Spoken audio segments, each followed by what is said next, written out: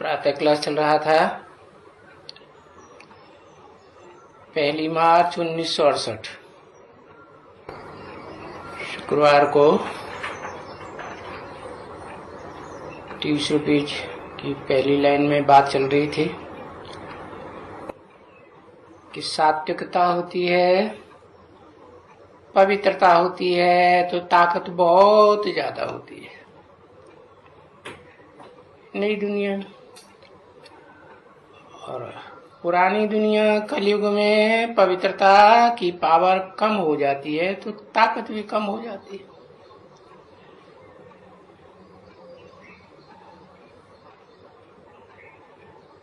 अब यहाँ ऐसे नहीं है कि नई दुनिया में कोई वहां मल्ल युद्ध लड़ते लड़ते या कुश्तियां लड़ते लड़ते इतनी ताकत वाले बन जाते हैं।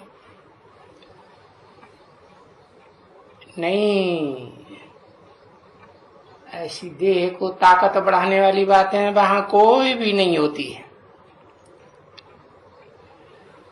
देखो, हर एक बात में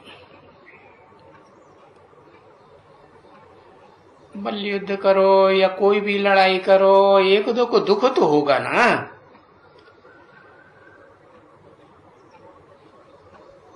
तो नई दुनिया में ऐसा दुख का कोई भी खेल वगैरह नहीं होता।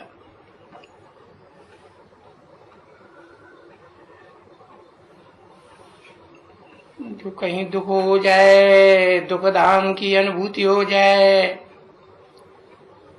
अरे उसका तो नाम ही है सुखधाम। फिर उसमें दुख तो रत्ती भर भी नहीं रहे।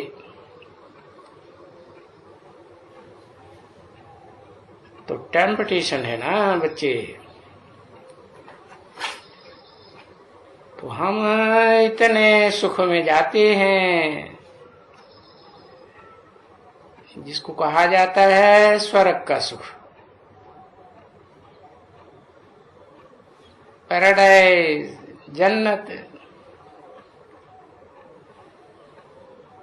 तो उसके लिए टेम्पटेशन। तो किस बात का टेम्पटेशन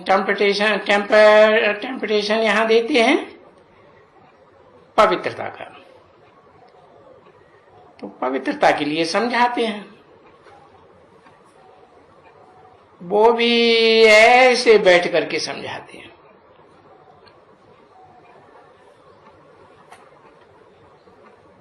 तुमको ऐसी जगह में ले जाते हैं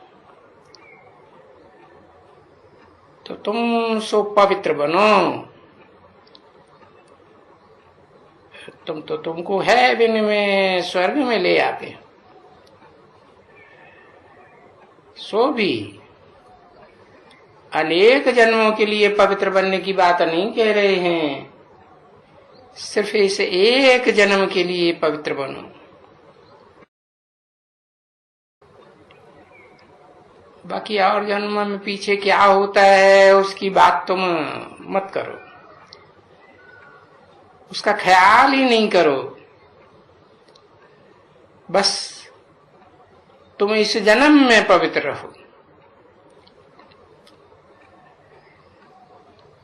तो पहले तो मालूम होना चाहिए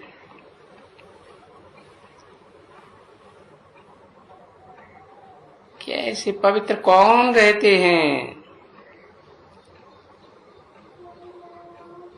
तो पवित्र बनाने वाला तो बाप है ना।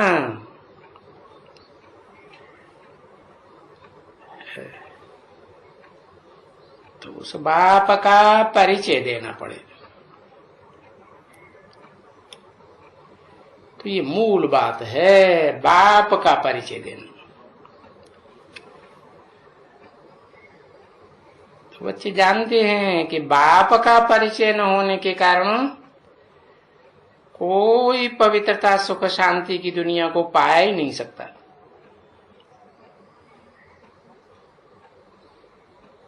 तो ये बाप का परिचय कहां से मिस हो गया है? कौन से शास्त्र से मिस हुआ? कहेंगे गीता शास्त्र से। तो बाप का परिचय तो बेहद के बाप का है। और अभी गाते तो सभी हैं कि बेहद के बाप से बेहद का सुख मिलता है। तो दो बाप हैं बेहद के, एक आत्माओं का बाप और एक मनुष्य सृष्टि का बाप।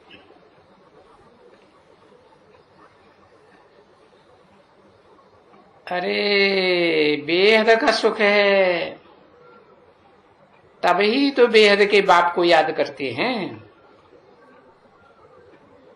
अब भक्ति मार्ग में तो जब बाप भी है लौकिक, जन्म जन्मांतर के हैं, तो भी देखो हर जन्म में बेहद के बाप को बहुत याद करते। हे भगवान, तो बुद्धि कहाँ चली जाती है? हे भगवान कहते ही बुद्धि ऊपर में चली जाती है ना। अब ये कहें कि ये हे कृष्ण, कृष्ण को याद करते हैं, तो वो तो यहां आएंगे ना, क्योंकि कृष्ण तो इस दुनिया में हो के गए हैं ना।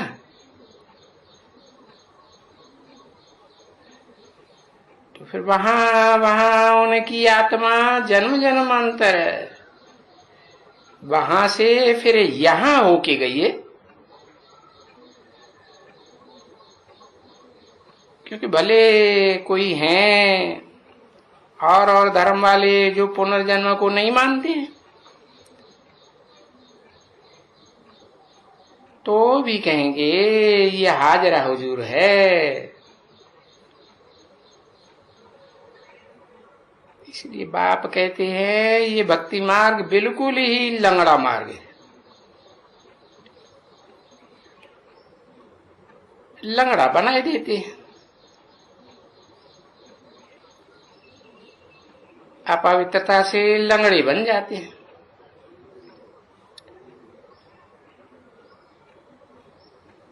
तो ये तुम बच्चों की बुद्धि में अंदर है कि जो पक्के हैं वो तो मजबूत हैं एकदम।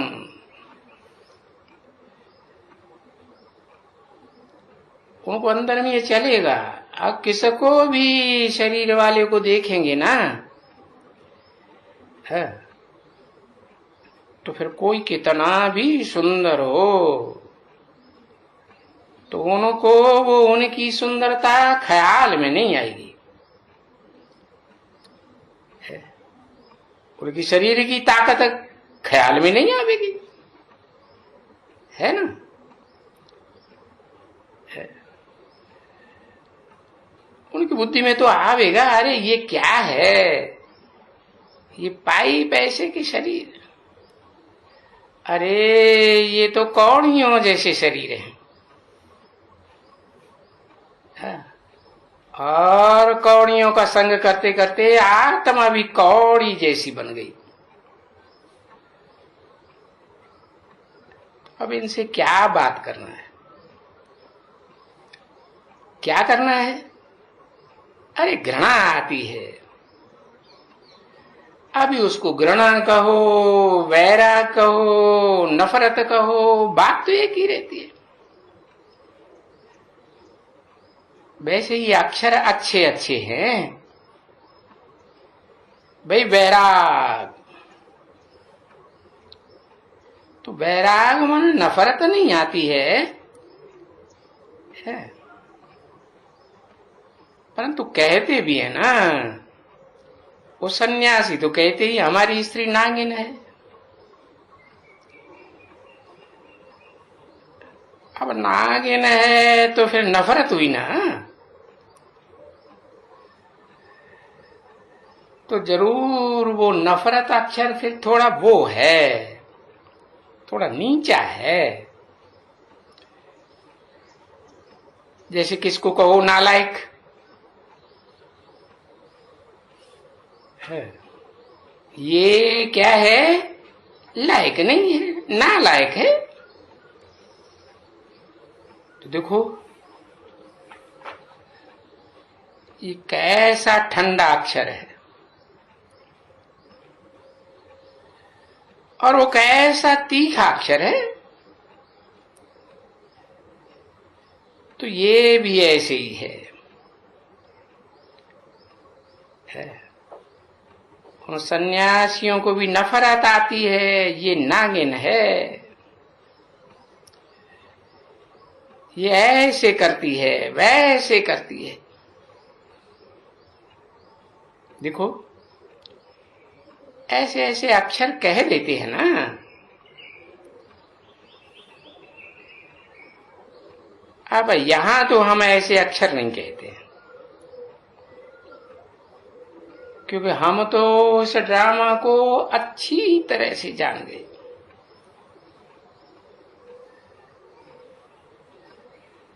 है क्योंकि उनको नागिन कहें।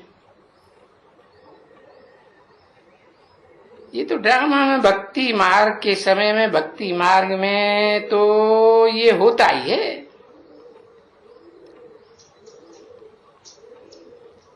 बाप आके समझाते हैं कि भक्ति मार्ग में तो ये सभी हैं ही है। अब उससे नफरत क्या आने की दरकार? कोई दरकार नहीं रहती।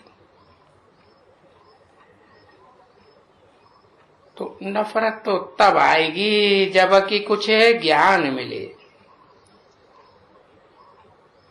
उनसे नफरत ले आने का।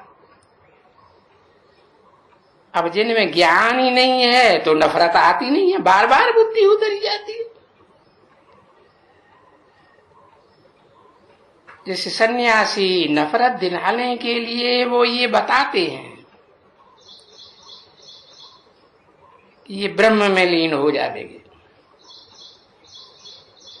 इसे दुनिया में तो ये है, ऐसे है, ये सब तम गुणी है, फलाना है, बहुत नफरत दिलाते हैं। काम विकार है, क्रोध है, और इनके कारण तो घर में बहुत दुखी होते हैं। तो अपन को सुखी करते हैं, जंगल में जाए करके थोड़ा बहुत सुखी कर लेते हैं। बाकी ये तो बच्चे जान चुके हैं कि जो कोई पहले आते हैं यहाँ नंबरवार पुरुषार्थ अनुसार जो आते हैं यहाँ, इसे दुनिया में जो एक बार भी आ गए तो फिर वापस तो नहीं जाते। ये एकदम पक्का ख्याल में आता है कि भाई ये आने वाले सब इसी दुनिया में हैं, जो कोई भी है। एक भी निर्वाण धाम में या ब्रह्म में लीन नहीं हो सकता कहां भी। भले कोई कहते रहे कि बुद्ध पार निर्वाण गया,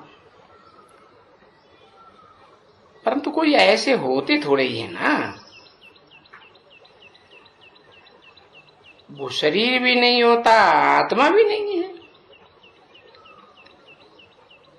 सात्विक आत्मा बने तो हल्की फुल्की बने, तब तो निर्वाण धाम में जावे।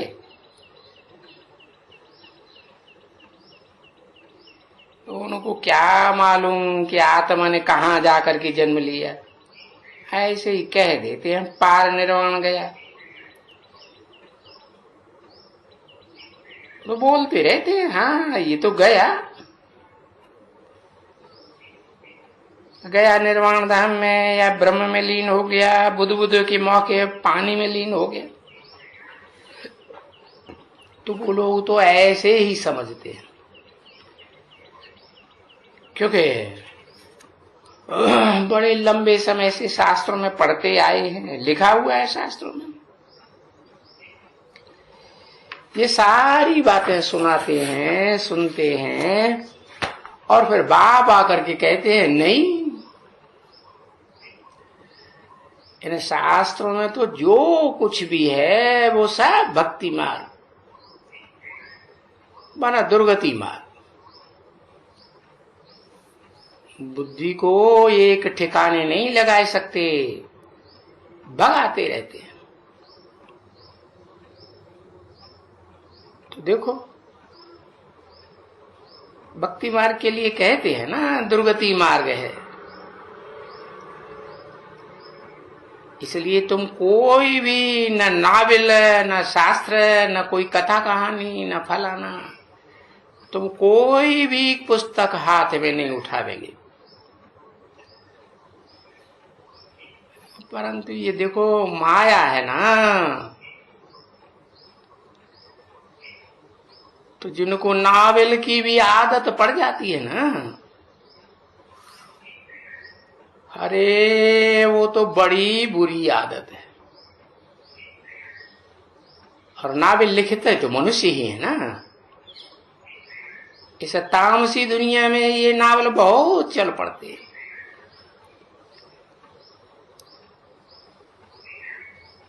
1 मार्च 1968 की प्रातः क्लास का 4था पेज,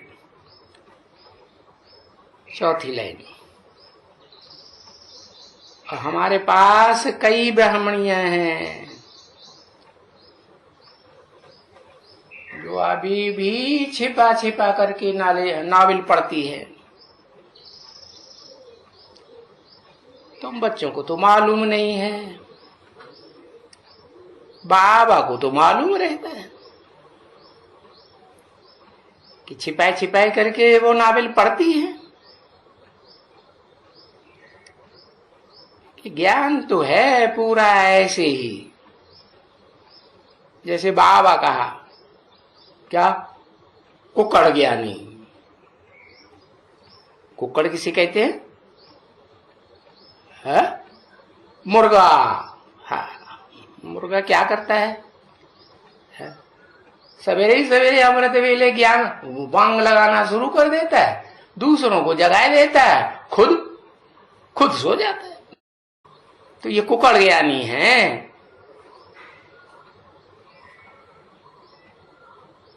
तो देखो बाबा तो बता ही दिया कि बाकी ये ब्रह्मा कुमारियां भी नावल पढ़ती है छिपाई छिपाई करके। तो छिपा के रखती है ना। तो फिर जब रात होती है, सब सो जाते हैं, फिर वो बैठ करके है पीछे से आ जाती है नावल उनके हाथ में। अभी वो नावल पढ़ करके फिर नींद आवेगी क्या है? अब बताओ उनकी क्या दुर्गति होगी, गति होगी कि दुर्गति होगी? तो ऐसे भी यहां हैं, ऐसी आदत एक पड़ जाती है पक्की, तो फिर बिना पढ़े रह ही नहीं सकती है। और यहां तो कहा जाता है कुछ भी न हो है, ये सब कुछ पढ़ना लिखना सब बिसार दो। जो भी ये वेद शास्त्र पढ़े हुए हो वो सब भूल जाओ। ये जो लैंग्वेज पढ़े हुए हो, ये ABC की लैंग्वेज या साइंस की या कुछ भी हो, क्योंकि अभी बच्चों को कोई शरीर निर्वाह के लिए ये कुछ पढ़ना नहीं है। नहीं, रोटी टुक्कड़ की दरकार है। पुरुषार्थ करने के लिए बाकी क्या चाहिए?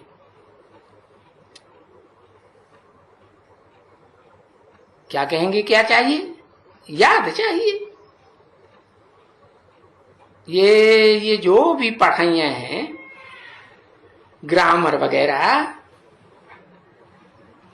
ये सब मनुष्यों की बुद्धि में रहती तो है ना कि मैं फलाना हूं। पढ़ाई के आधार पर देह अहंकार तो रहता है ना। नहीं, यहां तो सिर पर पक्का है कि मौत खड़ी हुई है। तो हमको तो बाबा अभी सिर्फ टाइम देते हैं, बताए देते हैं। अभी और सभी कुछ छोड़ते जाओ, सारी बातें। बल शरीर निर्वाह के लिए कुछ करो। बाकी जो स्कूल में जाते हैं पढ़ने के लिए, तो बोलते हैं वो पढ़ाते हैं। अब वो दुनिया में जो कुछ पढ़ाते हैं उनमें तुमको क्या फायदा होगा? इससे ये पढ़ाई पढ़ो ना, क्योंकि ये पढ़ाई तो ऊंच से ऊंच भगवान पढ़ाते हैं। और भगवान पढ़ाते भी हैं कितने समय के लिए काम आवेगी। तुम कहेंगे कि जन्म के लिए बड़ा ऊंचा पद तुम पा सकते हो, जा करके देवता बनेंगे। तो हम तो कुछ भी नहीं पढ़ने देते। जो कुछ भी पढ़ते हैं वो फिर याद तो आता है ना।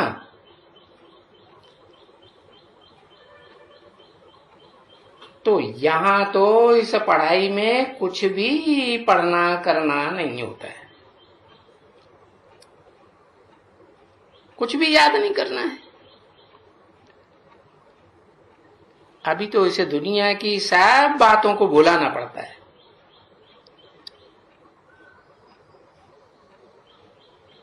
फिर वो बचपन में चले जाते हैं। बचपन से भी फिर शरीर छोड़ करके बाकी हम अपन को आत्मा ही समझते हैं।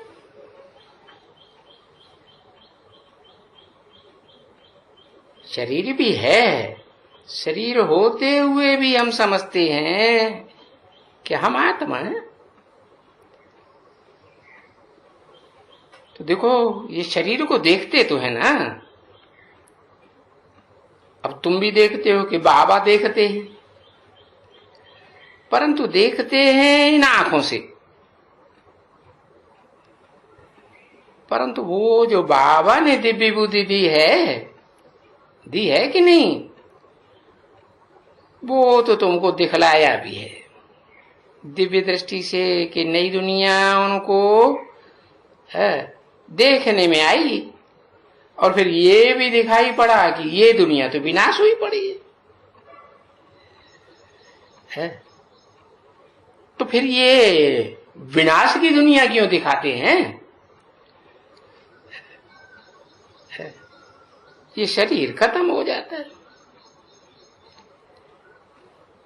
ये शरीर भी तो दुखदाई है ना। इनसे बाकी अब क्या लेना है? तो बुद्धि में आता है ये दुनिया तो जैसे कब्रिस्तान है। ओ, उस गीता में भी अक्षर है ना कि ये जो कुछ भी देखते हो वो सब खत्म होना है, कब्रिस्तान बना पड़ा हुआ है।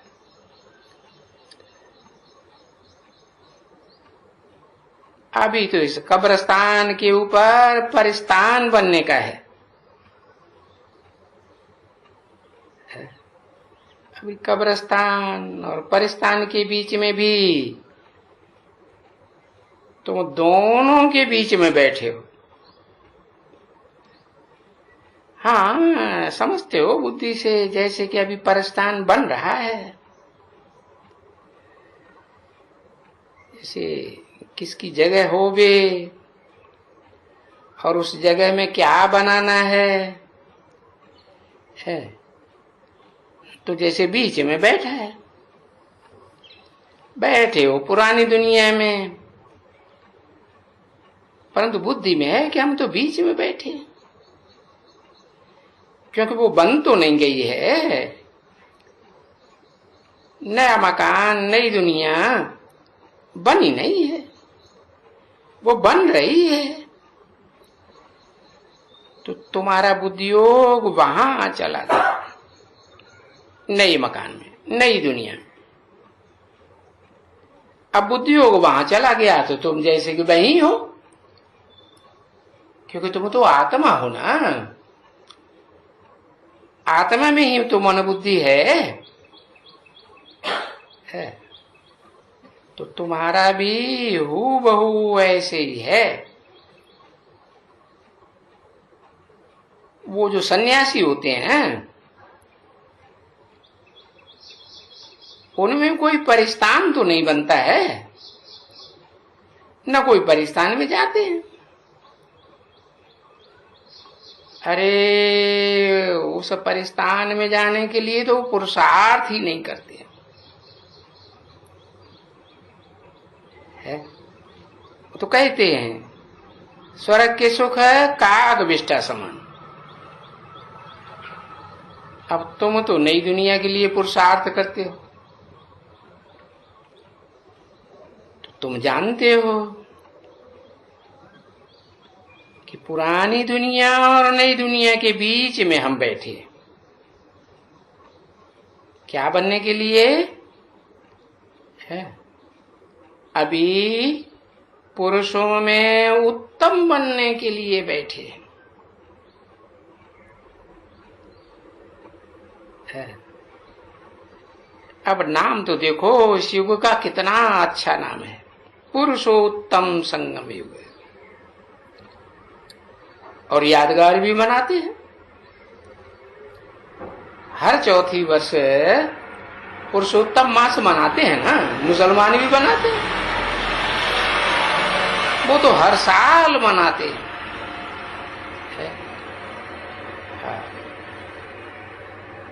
तो बनने के लिए ये पुरुषोत्तम युग है। ये पुरुषोत्तम युग का तो किसी को मालूम ही नहीं है, कुछ भी नहीं मालूम। भले कहते हैं पुरुषोत्तम मास, पुरुषोत्तम वर्ष, परंतु उसका अर्थ कोई थोड़े ही समझते हैं कि भाई 4 युग हैं, इन 4 युग बीतने के बाद जो चौथा युग है उसमें ये पुरुषोत्तम युग आता है, तो उसकी यादगार है पुरुषोत्तम मास। वो जो शास्त्रों में है कि पुरुषोत्तम मास में ये ब्राह्मणों को देना, ये स्नान करना, फलाना करना, ये सभी बातें शास्त्रों में लिखी हुई है। अच्छा अच्छा खाना या कुछ भी करना, ये तो तुम बच्चे जानते हो कि अभी तो ये पुरुषोत्तम युग है, और ये युग और युगों के मुकाबले तो बहुत छोटा है। वो तो युग 1250 वर्ष के होते हैं, ये कोई समझो 50 वर्ष का, 60 वर्ष का, बहुत में बहुत करके 100 साल दे। तो ये युग है छोटा सा है।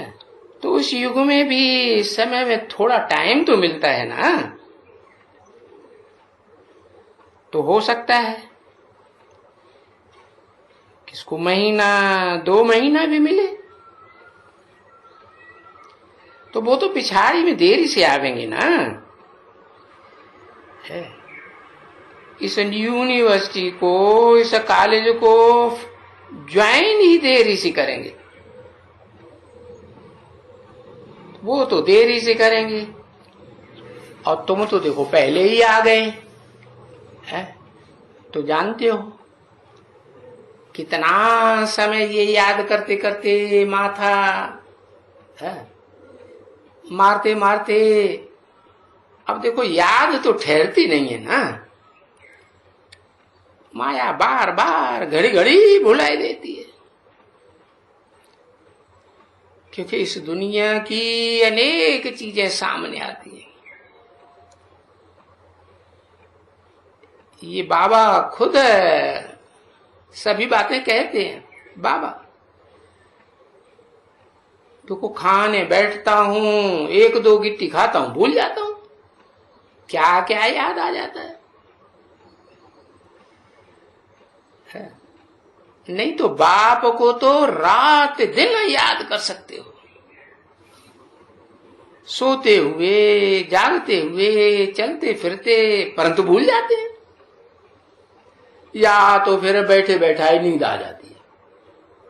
नहीं आती? आ जाती है।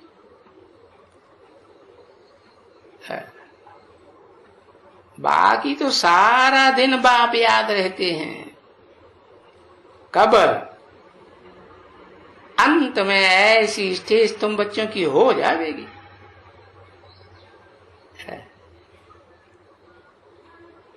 जब तलक है खुद बाप भी बाप बन जाए।